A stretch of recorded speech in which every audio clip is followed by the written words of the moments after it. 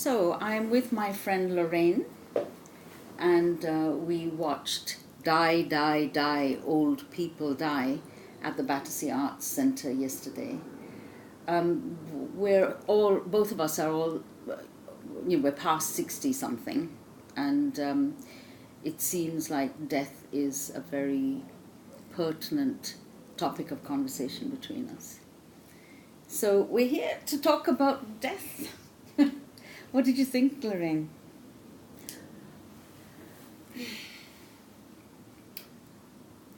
I really feel that every time we talk about it, it enables me to move on in my thinking a bit.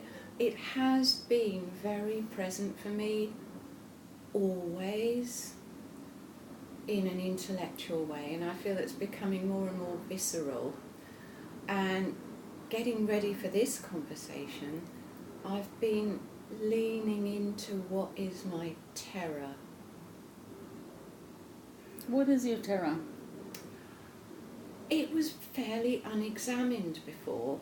It was just a statement, kind of. Yeah. My terror would be that I lose the capacity to make a choice, and people who care about me put me in a home where all the money that I've spent, worked so hard for all my life, goes on somebody to wipe my bottom, when the reason I worked for it was to support the next generation.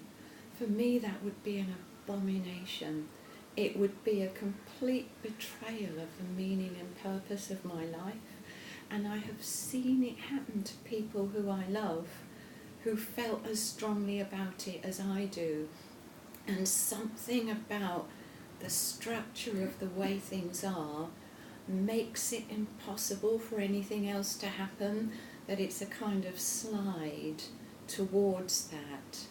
And I'm aware that it's really difficult, because if you're not going to slide towards that, you might stay healthy enough that it doesn't happen, hallelujah, that would be great. But if you do, the slippage is very day by day cumulative, but the decision at some point needs to be digital. And that needs to be, while I still have capacity, I mindfully choose not to take this route. And when you say not to take this route, you mean? To go into a home. And so what route would you take? Suicide. And is that dignitas for you, or? They wouldn't probably do it. Their criteria are so strict. So I have a great anxiety about the not knowing how to do it when the time comes. And I remember having this dream when I was a teenager, when I was 18, feeling that I really wanted to go, and in the dream becoming almost like a snowball or something that was just rolling down a hill, that had no agency, no hands, no feet, no way to stop the process, that I was just rolling towards inevitability. But there is a part of me that also thinks, why am I so afraid of that? What if we had enough money? What if I had no concerns about the future of my children? Either they were going to earn enough, or my care was paid for. In that case, I would feel utterly different. I would go with a curiosity. I have a confidence that I probably would find something interesting in almost anything. So it's not necessarily the age and the decay that's troubling me. It's the context of, we have a world full of too many old people, and climate change, and the young have had a hard time, and the future is what matters. That's what gets me. If we were wealthy and affluent, I might be quite interested in seeing what is it to live each moment till you get to the end.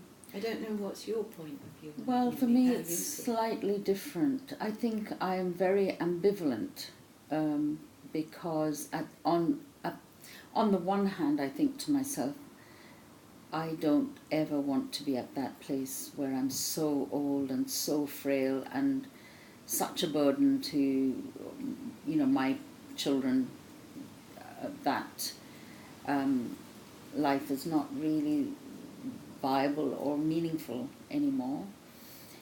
On the other hand, I think to myself, if I did, say, avail of Dignitas, and we haven't looked into those kinds of things yet, we're planning to do that in October. If, the other hand is about running the full gamut of the human experience. Absolutely. Do you know what I mean? Even if I did have dementia, or if I did have some kind of debilitating, long-term, progressive, degenerative disease, what does it mean to embody that experience?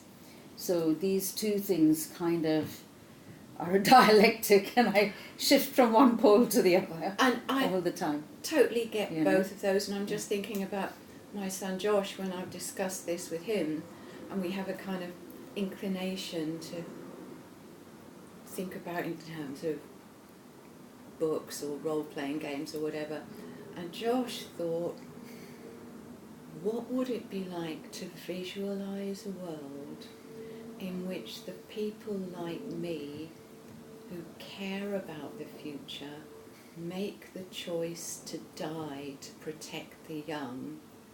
What kind of old people would be left? And what would that do for the intergenerational conflict that is here Josh, now? Hasn't Josh, he's got a he's unique amazing take on things. Yeah, no, absolutely. Thank you, Josh. That's really incredible.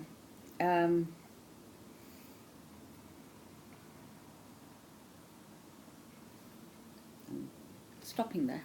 Wow. It may not. Do you want to look at this? That thing? was Yeah. How the fuck do you look at this? I'll show you in a minute. Let it. That was a really